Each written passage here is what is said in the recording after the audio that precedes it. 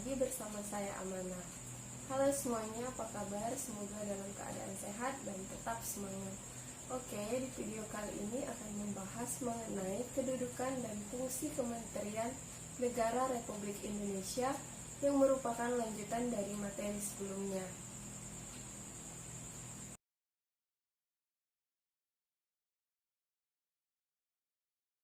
Untuk materi yang pertama yaitu tugas Kementerian Negara Republik Indonesia. Nah, di sini kita bisa melihat apa sih perbedaan antara tugas presiden sebagai kepala negara dan tugas presiden sebagai kepala pemerintahan. Misalnya saya contohkan di pasal 10 itu tugas presiden sebagai kepala negara. Misalnya, presiden memegang kekuasaan tertinggi atas angkatan darat, angkatan laut, dan angkatan udara. Kemudian, misalnya lagi tugas atau wewenang presiden sebagai kepala negara di pasal 11 ayat 1. Misalnya, presiden menyatakan perang, membuat perdamaian dan perjanjian dengan negara lain atas persetujuan DPR. Nah, jadi nanti kalian bisa lihat penjelasannya di sini, beberapa contoh wewenang presiden sebagai kepala negara. Lain halnya ada juga kewenangan presiden sebagai kepala pemerintahan. Itu misalnya di pasal 4 ayat 1. Bunyinya presiden memegang kekuasaan pemerintahan. Kemudian ada di pasal 5 ayat 1 dan 2. Misalnya presiden mengajukan rancangan undang-undang kepada DPR, dan pasal 5 ayat 2-nya presiden menetapkan peraturan pemerintah. Jadi di sini terdapat perbedaan antara kewenangan presiden sebagai kepala negara dan kewenangan presiden sebagai kepala pemerintahan.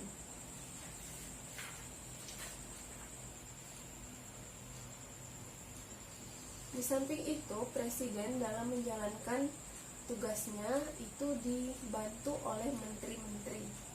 Nah, di sini di dalam pasal 17 UUD 1945 itu dijelaskan mengenai menteri-menteri negara yang membantu tugas presiden. Terdapat 4 pasal. Pasal yang pertama, presiden dibantu oleh menteri-menteri negara. Pasal 17 ayat 2-nya, menteri-menteri itu diangkat dan diberhentikan oleh presiden.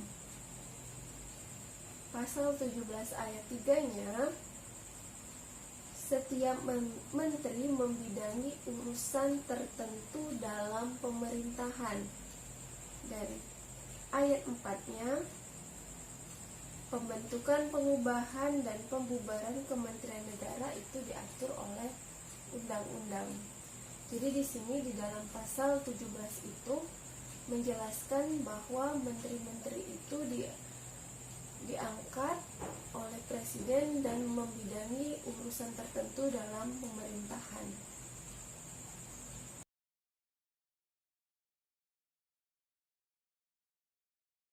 Yang kedua, klasifikasi Kementerian Negara Republik Indonesia. Jadi berdasarkan urusan pemerintahan yang ditanganinya, kementerian itu diklasifikasikan menjadi 3 macam, ya. Yang pertama, kementerian yang menangani urusan pemerintahan yang nomenklatur. Artinya nama kementeriannya itu secara tegas ada dalam UUD 1945, ya. Misalnya Kementerian Dalam Negeri, Kementerian Luar Negeri, dan Kementerian Pertahanan.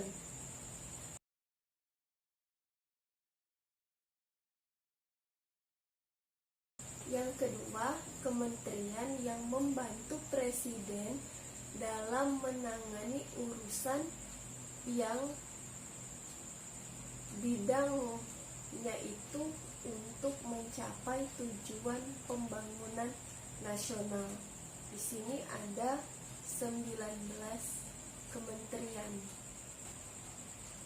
Yang ketiga, kementerian yang tugasnya ini dalam membantu presiden dalam menangani urusan pemerintahan yang tersinkronisasi dalam program pemerintah. Di sini ada 8 kementerian.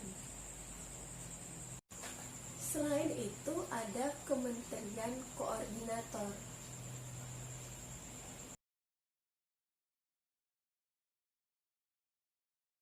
Yang pertama, Kementerian Koordinator Bidang Politik, Hukum, dan Keamanan. Yang kedua, Kementerian Koordinator Bidang Perekonomian. 3. Kementerian Koordinator Bidang Pembangunan Manusia dan Kebudayaan. Yang keempat, Kementerian Koordinator di bidang kemaritiman.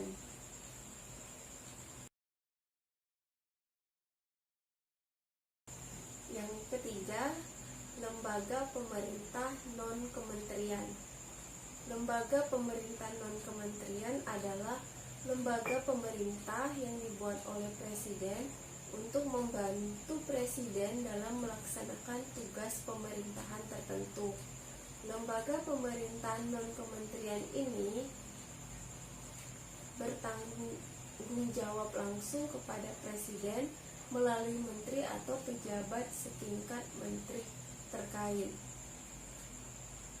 Misalnya contoh dari lembaga pemerintah non-kementerian, yang pertama Badan Kepegawaian Negara atau BKN. BKN ini di bawah Kementerian Menpan RB. Yang kedua misalnya Badan Narkotika Nasional atau BNN. Yang ketiga, Badan Pengawas Obat dan Makanan atau BPOM yang dibawa langsung oleh Menteri Kesehatan. Oke, demikianlah tadi pembahasan materi mengenai kedudukan dan fungsi Kementerian Negara Republik Indonesia. Semoga bisa dipahami dan bisa dimengerti. Untuk hari ini, saya akhiri. Wassalamualaikum warahmatullahi wabarakatuh.